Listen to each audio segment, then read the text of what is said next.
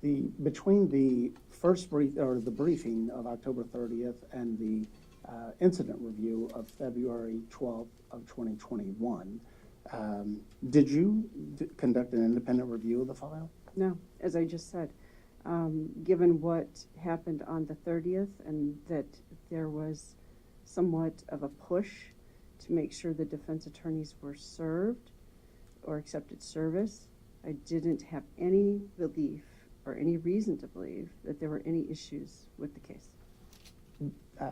Did you have any conversations with Ms. Sponsel regarding the case between October 30th and February 12th, 2021?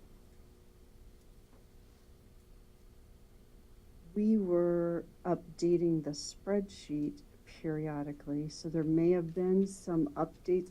I don't recall.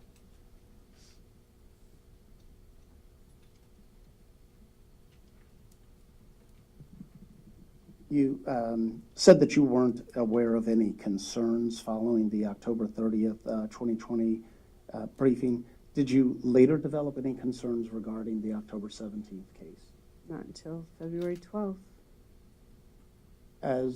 What concerns did you develop as a result of the February 12th, 2021 incident review?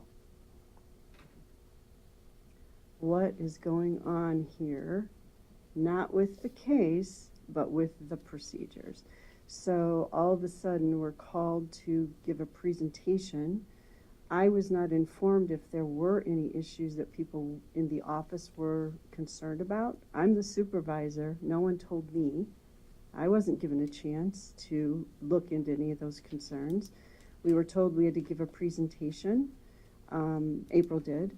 And my efforts at that time were to make sure that she got the presentation, and she was working on it, get it done, and are you okay? Do you need help? Is everything going all right? Throughout the meeting on February 12th, it was a lot of confusion because I didn't understand, wait, where is this coming from?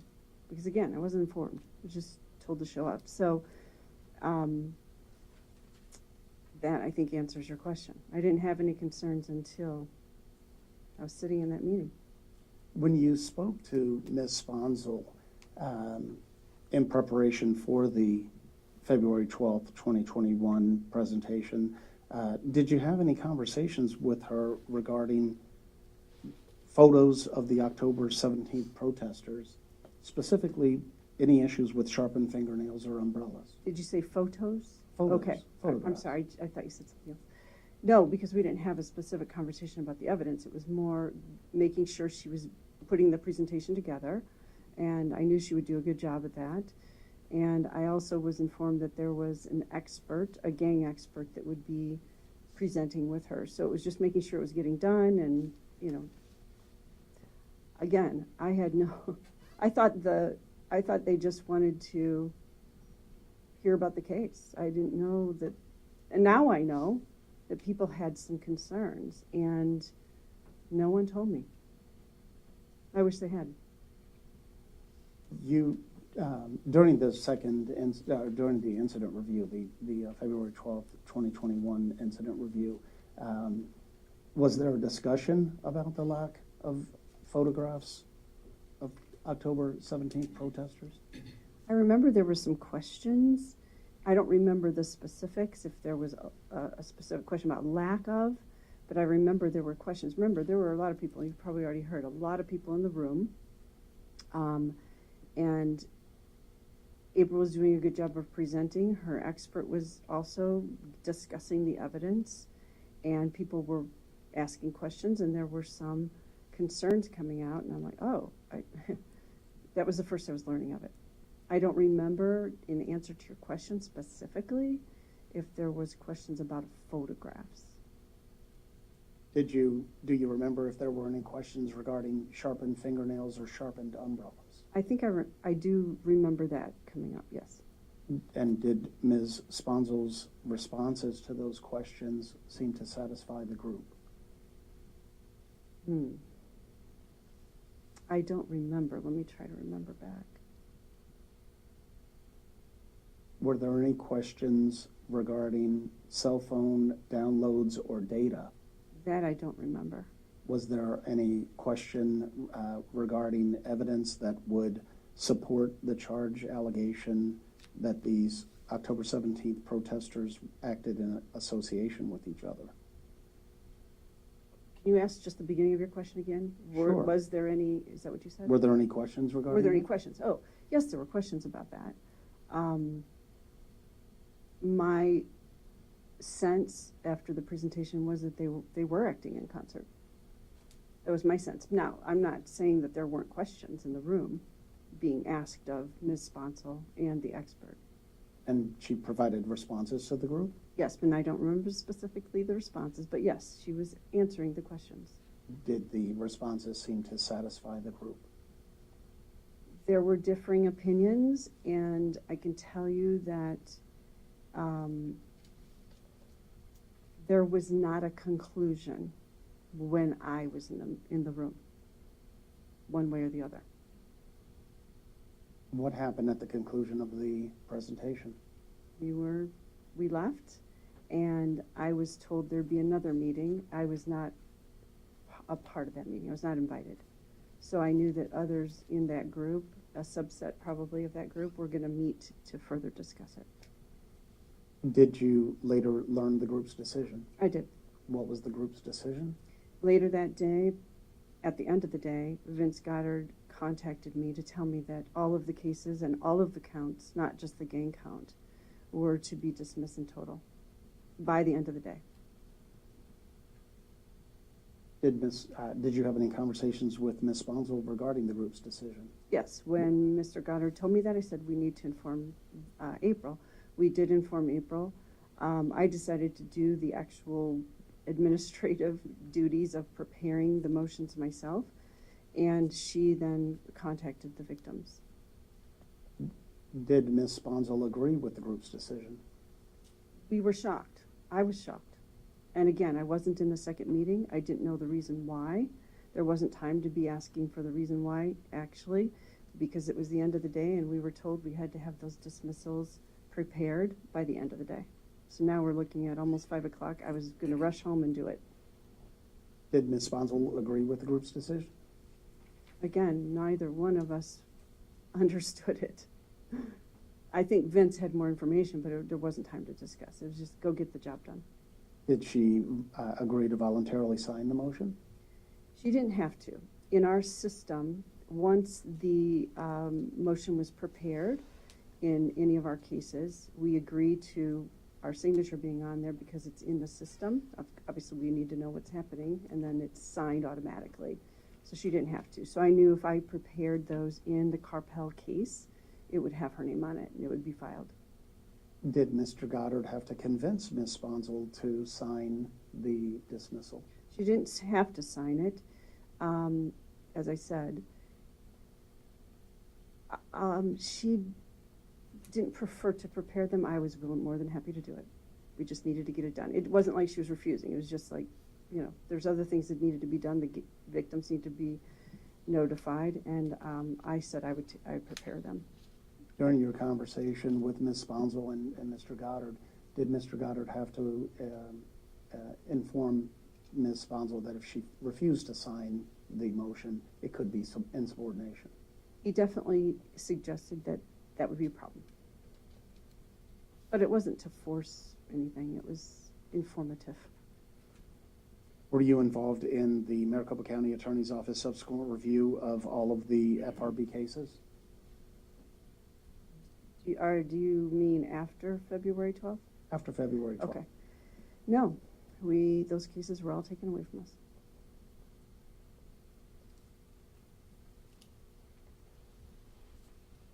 Judge, I have no further questions. Cross-examination? Thank you, Your Honor. Members of the panel. Hello, Ms. LaCrone. Hello. A lot of my areas were covered, so I'm going to hop around, and there might not be any logic to the roadmap that I'm following. It's just I'm trying to not be repetitive. I understand. All right, thank you. In your time at the county attorney's office, were there riot protest cases prior to May of 2020? Not during my tenure. Were there established policies and procedures at MCAO about how to deal with riot protest cases? Not specifically. Were there any established MCAO policies or procedures about how to conduct plea offers on these types of cases? Not on these specifically. More specifically, were there any policies and procedures at MCAO about how to deal with body cam video? Not at that time. Was there any MCAO policy and procedure about when you needed to have reviewed the body cam video in a case? Not at that time. Has anyone ever told you which MCAO policies and procedures Ms. Sponsel is alleged to have violated? Objection, Your Honor. Relevance and attorney's ethics aren't governed by policy. I'm not sure what kind of information you're trying to elicit about MCAO policies. Can you, because I'm not sure we have those policies or that they're part of our decision-making, but maybe I'm missing something. It goes to the relevance. We spoke the other day about the employment situation, and it's been alleged that my client violated some policies. I just want to know if her supervisor knows what policy she allegedly violated. Well, I don't understand the State Bar to be alleging as part of these proceedings violations of MCAO policies. Is that accurate? That's accurate, Your Honor. Okay. I'm going to sustain the objection. Let's talk about non-protester cases. Were there any established MCAO policies and procedures that addressed how much evidence a prosecutor should review before charging a case? Not quantitatively. There may be a policy that generalized enough to substantiate maybe probable cause or reasonable likelihood, something like that, but not quantitatively. Did you ever handle body cam cases where the officers' reports and testimony differed from what was on the video? Okay, could you repeat that? Sure. I think I understand. Did you ever handle body cam video cases where the officers' reports and the testimony differed from what was on the video? Differed.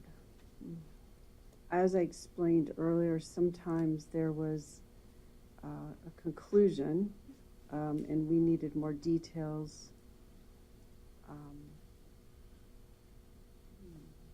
That's a tough one to answer Well, because it might be a varying description of the scene from what, with more details maybe, I guess, than what the officer. So I don't want to put words in your mouth, yeah, but sure. if that ever occurred, your resolution of it would be to gather more information. Correct if needed.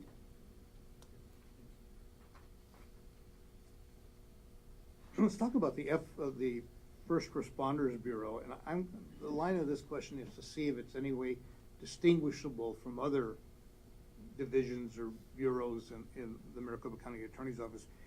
Can you explain what effect COVID and the protests had on the First Responders Bureau? And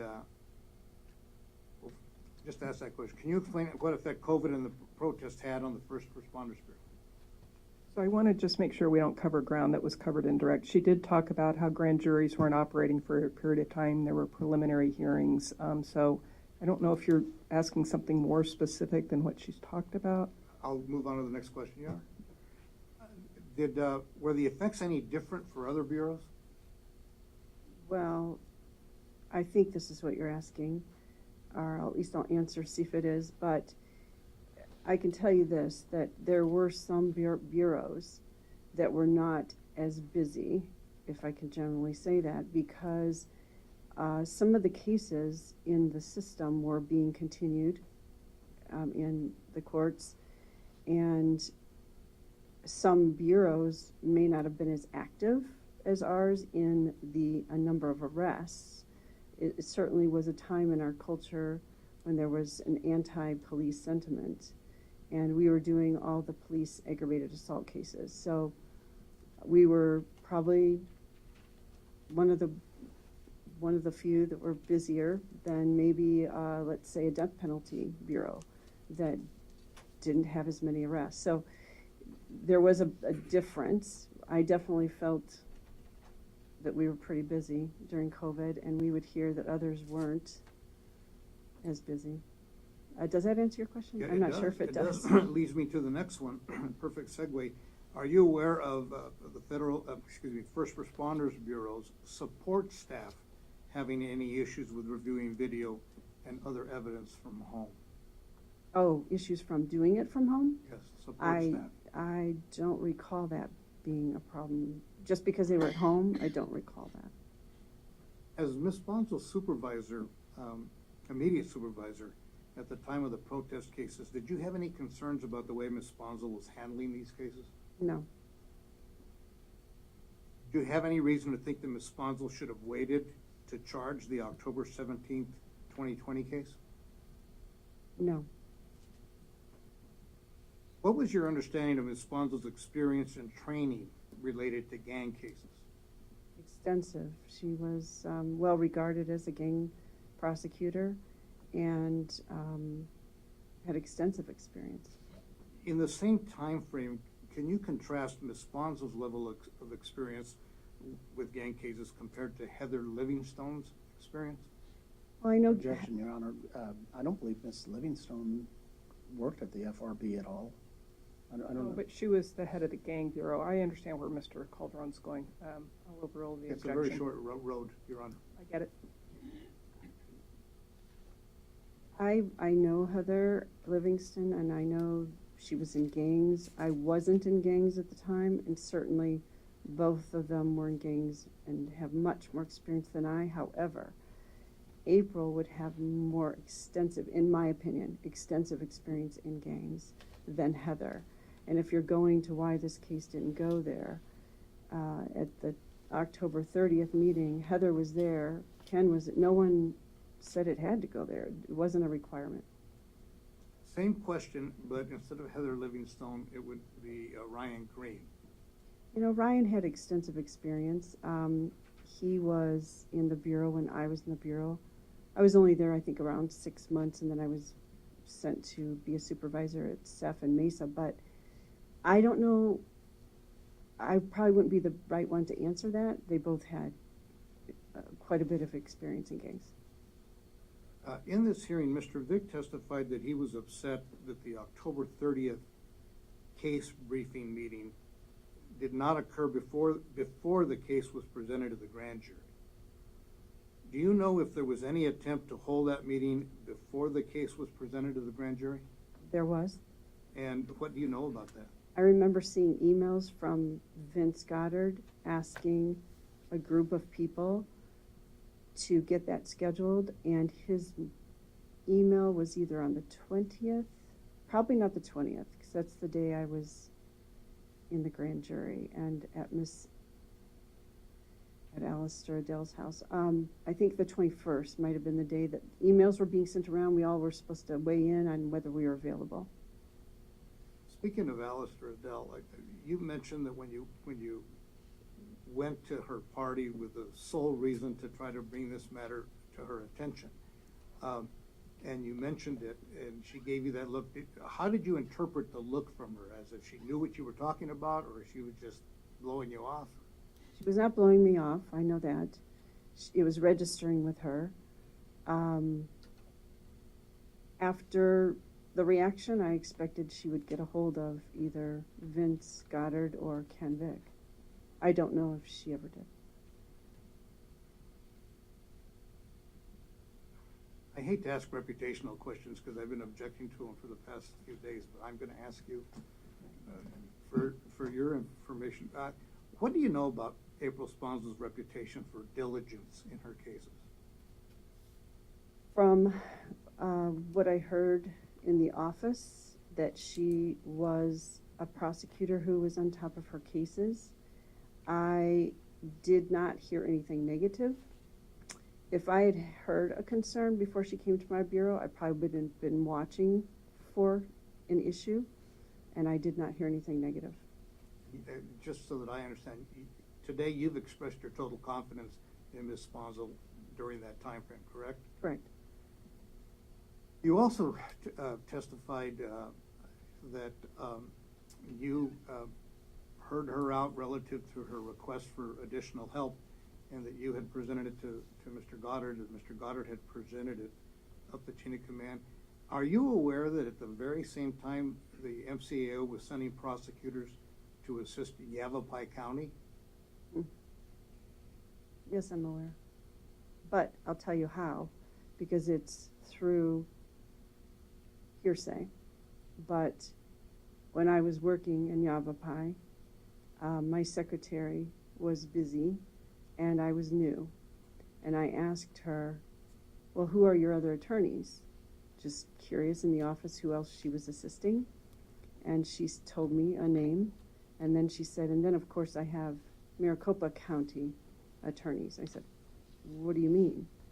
She said, yes, they are handling cases here, and I'm their secretary as well. And I said, well, why? Now, again, I didn't verify this, but she said they were volunteers sent to the office to help us during COVID. This is the same time that you were shorthanded. That's what I took out of that conversation, and honestly, I was stunned when I heard it. Did you ever receive any complaints from defense counsel that April Sponsel was untrustworthy? No. Has defense counsel, do they ever communicate with you? Do you ever speak to defense counsel? On occasion, yes, and if I ever were to get any of a request or a concern or issue with a defense attorney, I definitely take it seriously. I'll hear them out, and if I have to speak to my attorney about something, I will do that, because I want to know about issues. But I never did hear from a defense attorney anything negative about April. What about defense counsel complaining about she having a dilatory nature? I never really had conversations with them about that, negatively or positively. I mean, they didn't speak to me about it. Same two topics, different people. Did you ever hear from judges regarding April not being trustworthy? No. Did you ever hear from judges that she was dilatory or untimely? I never heard anything from judges about April. But I didn't, even if I had heard something through the grapevine, I would have wanted as a supervisor to keep an eye on something, but I had nothing that I needed to keep an eye on that I had heard about. Back to the October 30th case meeting, as I understand it, your testimony was that there was an effort to set up the meeting, but some people were not available, correct? Correct. And the person trying to set up the meeting was who? Vince Goddard. And isn't it true that the meeting was originally intended, or at least the target date was October 21st? Well, I thought the emails went out on 21st, and he was wanting to get this is my recollection anyway, he wanted to get the meeting set up soon, urgently. And there were some people, and I don't remember who couldn't. And then it was set on a date when most of the people could be there. April Sponsel didn't have any responsibility for putting that meeting together, did she? No. Other than being there, no.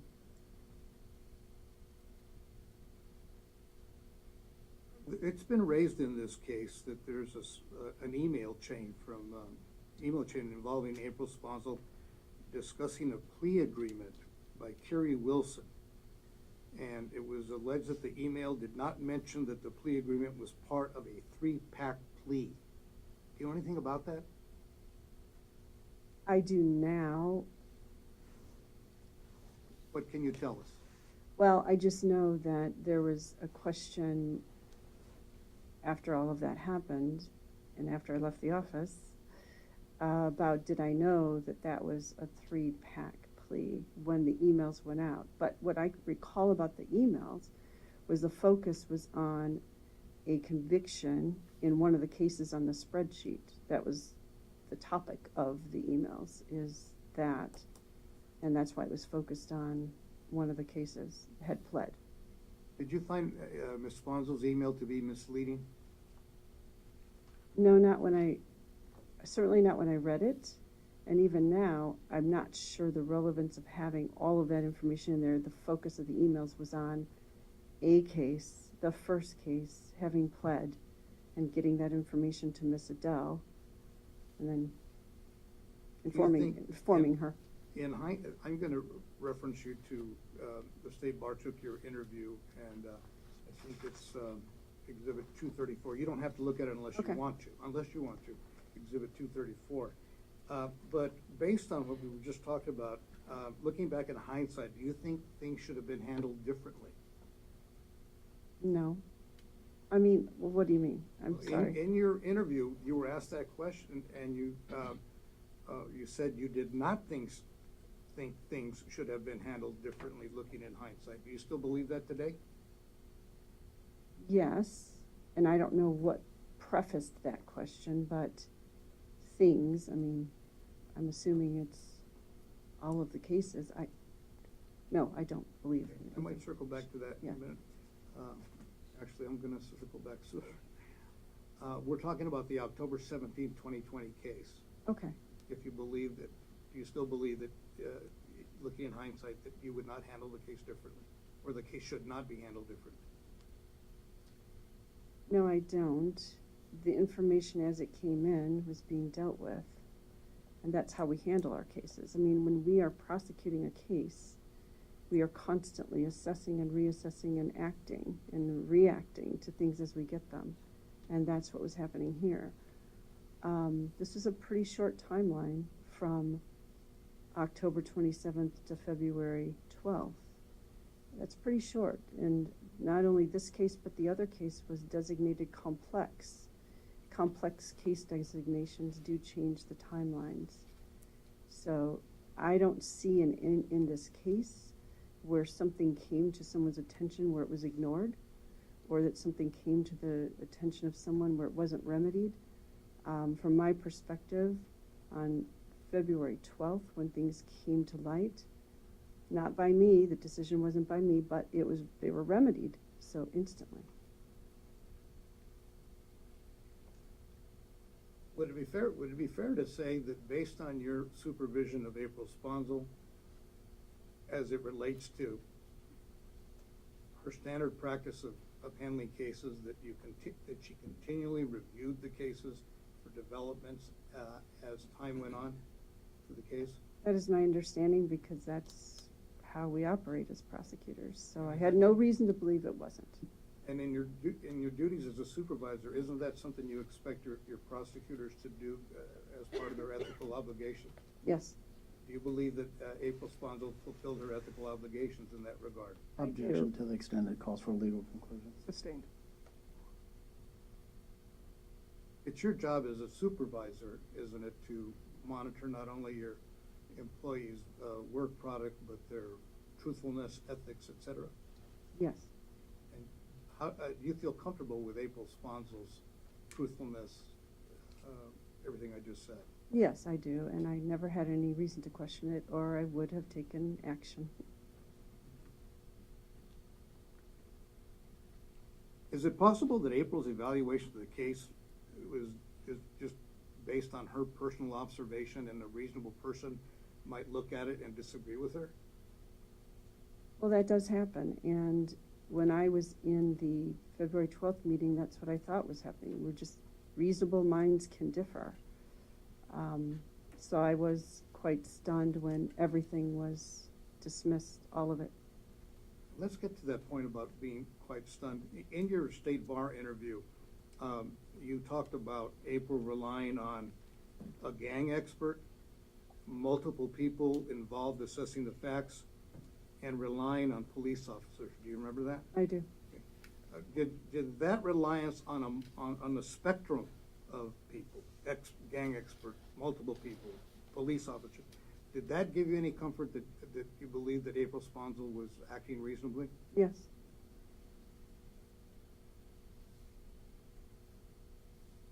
Was it important to you that April had a gang expert from the Phoenix PD involved when she was considering the charges?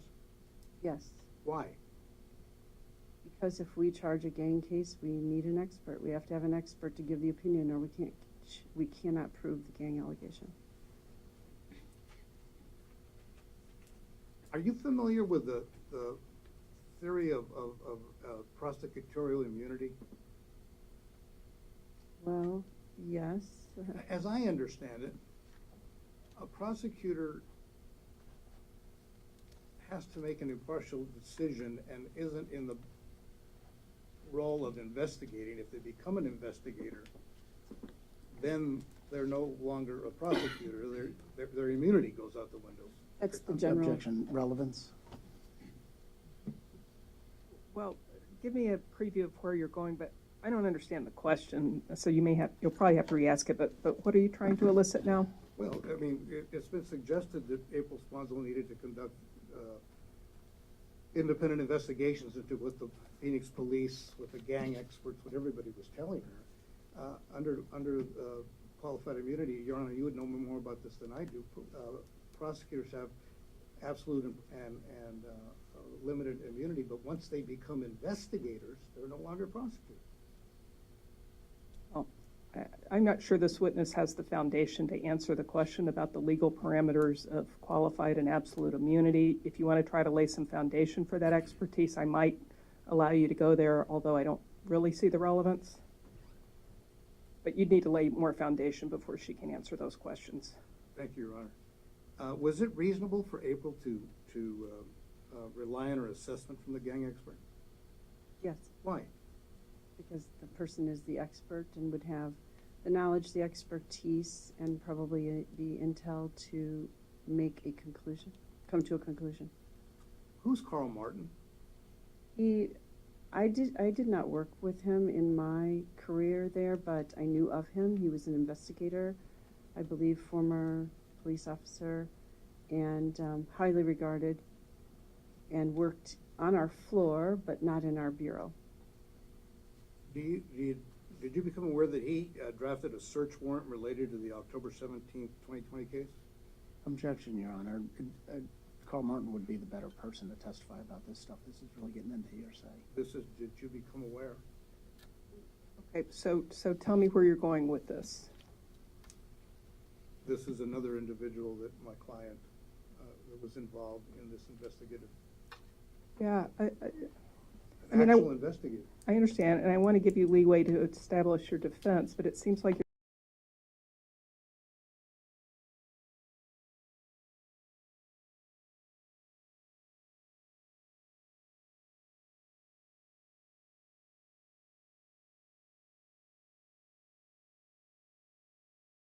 You tried to take a different angle at this, Your Honor?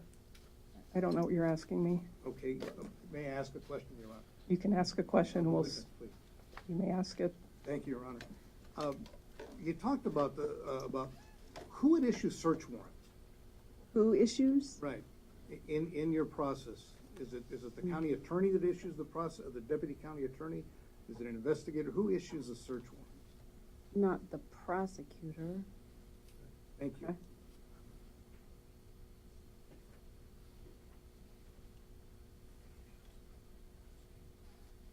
No further questions, Your Honor. Redirect?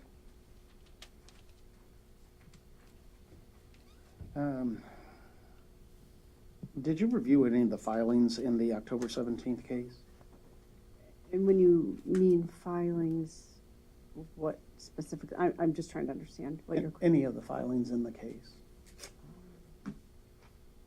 Do you mean before the indictment, or because I've certainly had an opportunity to review things after. After.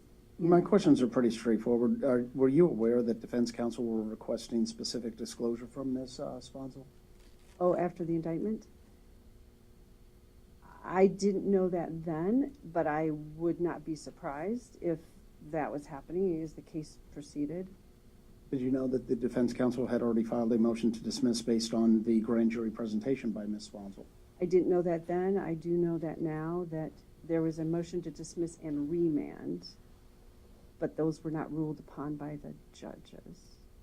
And based on that, you still believe that nothing could have been changed or handled differently in this prosecution of the October 17th case? Well, the reason I say that is this very short timeline, and I know that what I know now, okay, I didn't know this then, but what I know now is that as those filings were coming in, they were being responded to. So I don't know what more a person could do except respond to them or investigate how they're going to respond. I don't know. So I don't know what more could be done. It was a very short time period. Ms. Sponsel had independent obligations to disclose information to the defense, correct? Correct. Yes. And so it didn't really require any kind of filing. She has an obligation to provide information Absolutely. to the defense. Absolutely. Did you review any of the letters of disclosure regarding the October 17th I did case? not. I did not. So you don't know whether she provided any documents to the defense, correct? Well, we have to within a certain time period. This was designated complex, so that may have changed some of the timelines, but I had no information that told me that she wasn't. And you're telling, you've used the term a couple of times, we were on a short timeline. I understand that testimony as it would relate to the grand jury presentation, but Ms. Sponsel prosecuted this case for months. Are you aware of that before they were ultimately dismissed? Right. It was from October 27th, well, actually 30th, when it was, when the indictments were being accepted, service was being accepted, until February 12th, yes. Do you know what efforts Ms. Sponsel used during that time frame, those approximately 4 to 5 months? Objection misstating that it's not 4 to 5 months. Well, we can do that. November, Let's December, January, February. Stop cross-talking. My apologies. Overruled. Continue with the question. Really, everybody's getting crabby. So let's stop being crabby. I'm getting crabby because I'm just getting crabby too. Let's all stop being crabby. I'm not crabby, but But we can do the math. I enjoy making. I didn't accuse you of making me crabby. I'm just crabby. I enjoy making my learned friend crabby. I sense that. All right, let's all smile and be friends. Why don't you restate your question, Mr. Henley?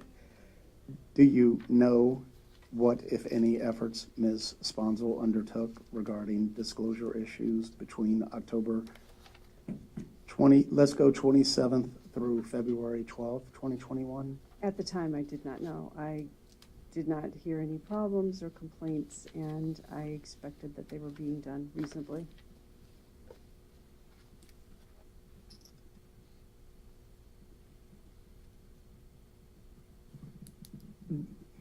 During the time, again, that October 17th, 2020 timeframe to February 21st, 2020 timeframe, were you aware of an individual by the name of Ryder Collins? Okay, I'm sorry, I do know that name now, but tell me the preface of your question. Between those dates? Between the time of the indictment and the incident review, second Did I- incident review. Did I know about that name? Did you know him? Did you know anything about Ryder Collins? I did not. It wasn't until the February 12th meeting that name came up, specific name. Were you aware that there were news reports that Mr. Collins was wrongfully arrested? I did not, and that's why I testified earlier that I know someone had learned that, and had a concern, but no one informed me. When did you first become aware of the name Ryder Collins? February 12th, Who provided you with that information? in that meeting, And that would be by Ms. Sponsel? as one of the co-defendants, yes, but then some of the questions were bringing that person up. Did you understand the current concern regarding Mr. Collins at the February 12th incident review was based on him being potentially wrongfully arrested and charged? I'm not sure that it was put that way. I remember there was a disagreement between the expert and others in the audience as to whether or not there was sufficient evidence. Did either Ms. Sponsel or the gang expert that was present, did they present any evidence that would link any of the October 17th protesters? Yes, they were discussing the links between them. I think I understand your question. And what was your understanding of the evidence that linked any of these protesters together? That they were acting in concert together as a group. Other than walking down the street in participation in the protest, what other actions linked them? Well, that all came from the gang experts and the gang allegation and how that would be proven, and that would link them in association with is the statute. So it was coming from the gang expert. And did any of these, Ms. Sponsel or the gang expert, provide any evidence at all that would link Ryder Collins to any of the other protesters? I do recall the gang expert giving testimony that, or discussion in the meeting that, as he assessed it, that they thought at that time that he was what they called an observer. That's what I remember. And do you remember the nature of the evidence that he provided to the group? I don't remember specifically, and I don't want to guess, but I do remember that they were referring to him as the observer for the group. After the presentation, did you ask Ms. Sponsel what efforts she had undertaken to nail down some of these issues between the first briefing and the incident review? You know, there really wasn't a lot of time. After the first meeting that I was included in concluded, then I knew there was a second meeting. And there was a lot of discussion in that meeting. So I knew that the next meeting is where a lot of decisions were going to be made.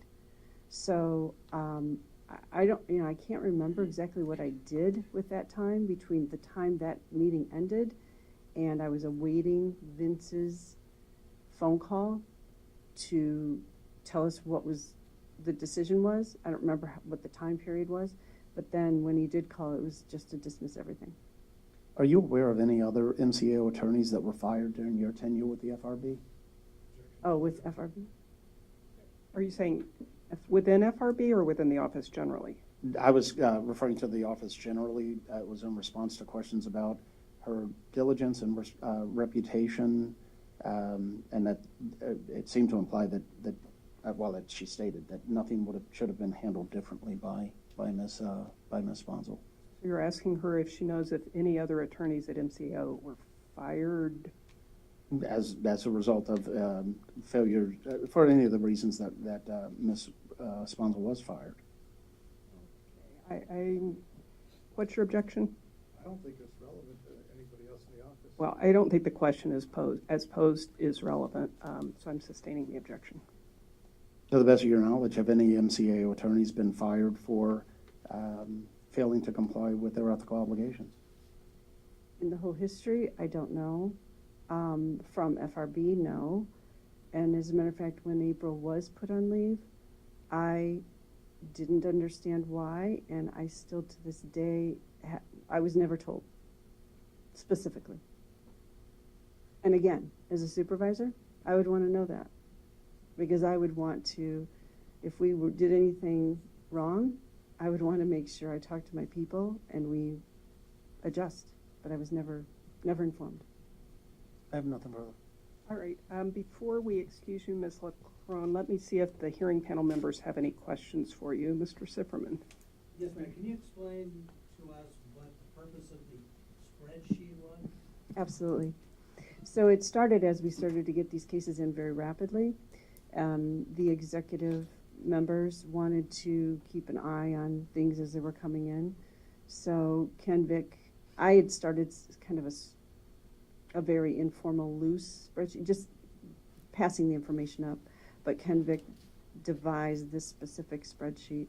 It was more of a better spreadsheet, formalized. So the purpose of it was, as we got information in real time, we were to add that information to the spreadsheet.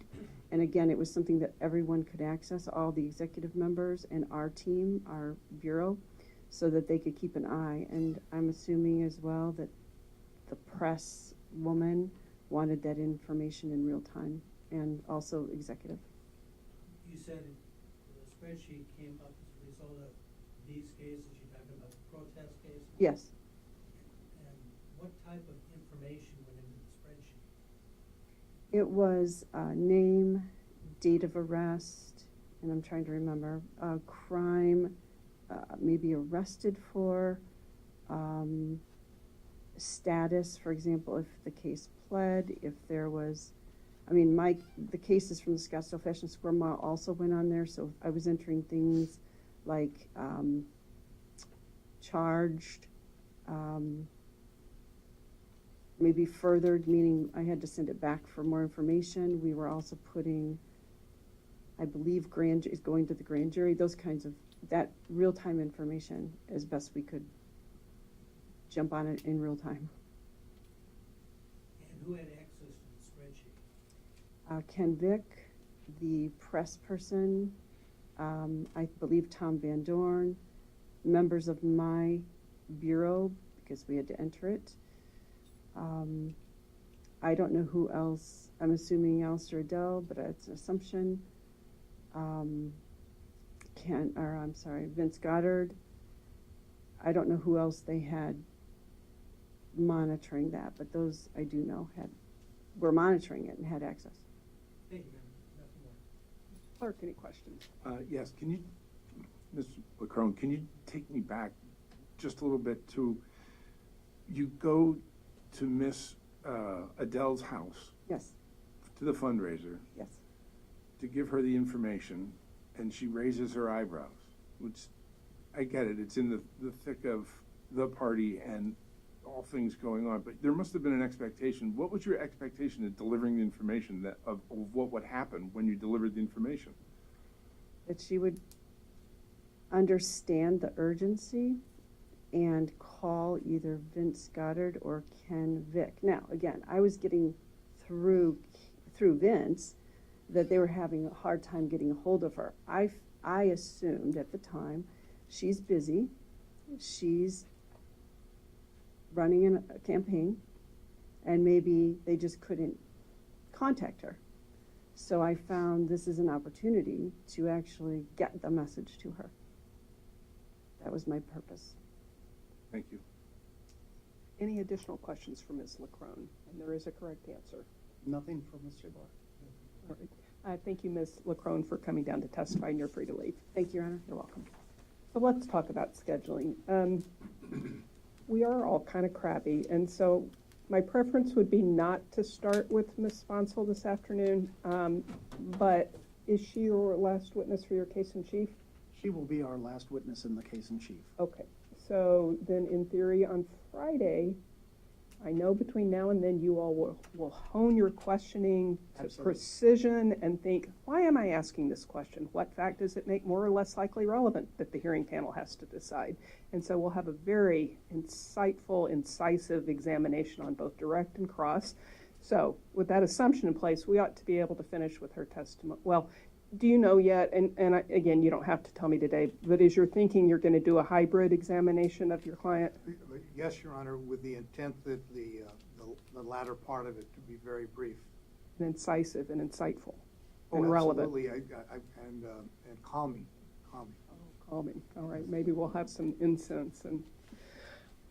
All right, then I think it makes sense to adjourn for the day. People are tired. It's probably fair to Ms. Sponsel to start when she's fresh at the beginning of a day too. So, and then you said you'll have a witness available on Friday, so we could start with your case in chief, assuming we get there. And we'll notify the court and opposing counsel who that witness will be, and as soon as we can figure it out. All right. I appreciate it. Okay. Any other matters we need to discuss before Friday? Nothing for Mr. Nope. Barr. All right, then we will stand in recess until Friday. Thank you. Thank you, Your Honor.